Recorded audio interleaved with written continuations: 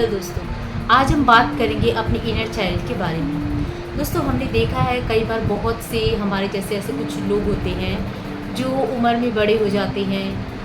मतलब वो उनकी शादी हो जाती है, उनके बच्चे तक हो जाते हैं, वो बहुत सारी डिग्री ले लेते हैं, वो जॉब कर लेते हैं कहीं पे, मतलब अपनी एज काफ़ी बड़े हो जाते हैं, ग्रो हो जाते हैं, शरीर से बड़े हो जाते हैं, अपनी जो रिस्पॉन्सिबिलिटी होती है उनसे भी वो बड़े हो जाते हैं, लेकिन उनमें एक इनर चाइल्ड हमेशा रहता है।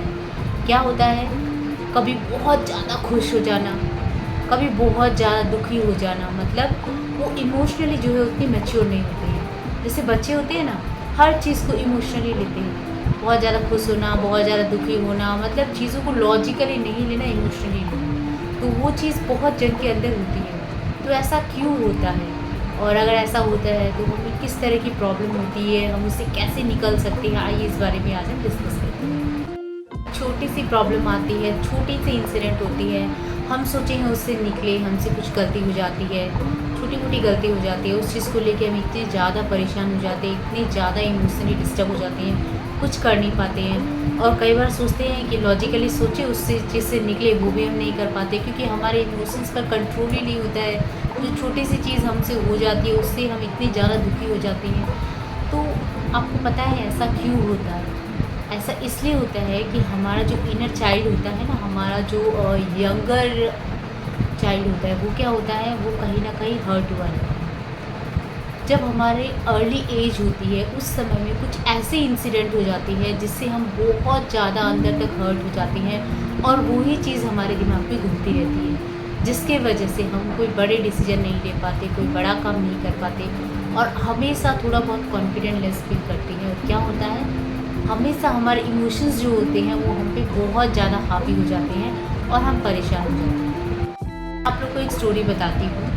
एक लेडी जो कि 38 इयर्स की है, उन्होंने अपनी स्टडी अच्छे से कंप्लीट करी, उन्होंने एमकॉम किया, और बहुत अच्छे से, मतलब वो कहीं पे जॉब कर रही हैं, प्लस उनकी शादी हो गई, उनके बच्चे भी हैं, वो खाना भी बहुत अच्छा बनाती है। और जो उन्होंने जो एग्ज़ाम दिए, जो भी उनकी पढ़ाई थी, उसमें ऐसा नहीं कि नॉर्मली पास वाले नंबर आए, उनके फर्स्ट क्लास नंबर आए थे। बहुत ही इंटेलिजेंट, बहुत ही अच्छी, बहुत ही सब चीज़ों में अच्छी। लेकिन जब उसने एमकॉम की डिग्री ली तो वो छोटी मोटी जॉब कर रही थी। ऑब्वियसली उससे डिग्री इसलिए ली थी कि वो कोई लेक्चरर बने, कहीं पे कुछ हो, लेकिन वो किसी दो लोगों के सामने भी बात करने में इतना ज़्यादा अटक जाती है कि वो ठीक से बोल नहीं पाते, उसके मुंह से शब्द नहीं निकल पाते, और जब इंग्लिश में बात करने की बात होती तो वो बिल्कुल पीछे हट जाती है। मतलब वो जब लोगों के सामने उनको फेस करना पड़ता, लोगों से जब बात करनी पड़ती, किसी से डील करनी पड़ती, तो वो कुछ कह नहीं पाती।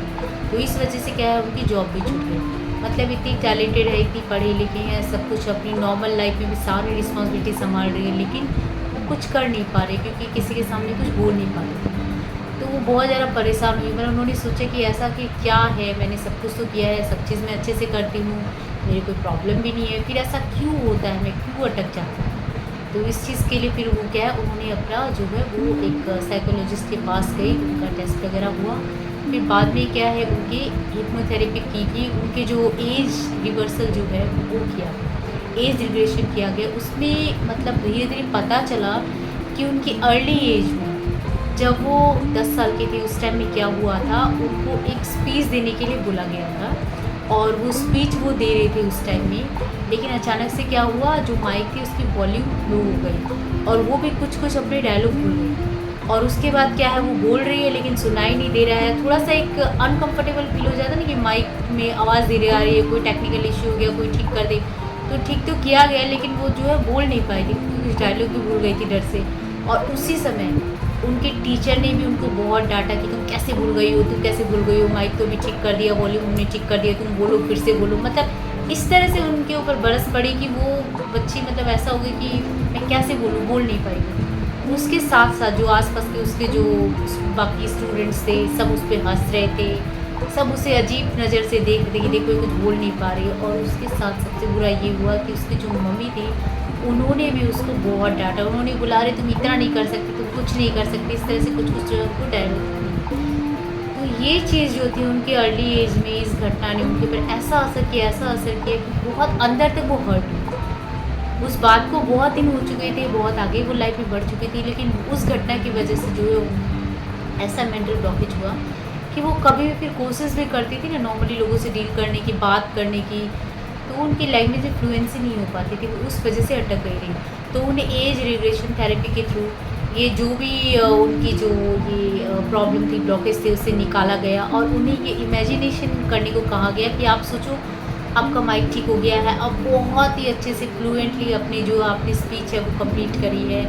सारे स्टूडेंट, सारे टीचर तालियां बजा रही हैं, टीचर्स आपकी तारीफ़ कर रही है, आपकी मदर भी आपको अप्रिसिएट कर रही है। तो इस तरह से उनको इमेजिन कराया गया, उन्होंने इमेजिन किया और फिर धीरे धीरे क्या हुआ, उनकी मतलब ये जो माइंड में जो ब्लॉकेज हो रखा था इस वजह से वो निकल गया और आज वो अपनी लाइफ बहुत ही अच्छी तरह से जी रही है, अच्छी तरह से फ्लुएंसी के साथ लोगों से बात करती है, डील करती है, अच्छी तरह से अपना काम करती है। तो दोस्तों हमें ये बहुत ज़रूरी है अपनी अर्ली एज में, मतलब किसी भी चाइल्ड की अर्ली एज में उसको कोई भी ऐसा मेंटल ट्रॉमा न दे, क्योंकि वो चीज़ जो होती है ना, आज उनकी उम्र आज कितनी भी हो जाए, आगे वो 30-40 साल कितनी बजे, लेकिन वो चीज़ जो है बहुत असर देती है। हमारी स्टार्टिंग के जो 8 से 10 साल होते हैं वो बहुत ज़रूरी होते हैं। ऐसे समय में हमें बहुत अच्छे से ध्यान रखना चाहिए चाइल्ड की मेंटल हेल्थ के ऊपर। तो दोस्तों कैसा लगा आपको मेरा आज का वीडियो, प्लीज़ कमेंट करके ज़रूर बताएं और अगर आपको मेरा वीडियो अच्छा लगा तो प्लीज़ मेरे चैनल को ज़रूर सब्सक्राइब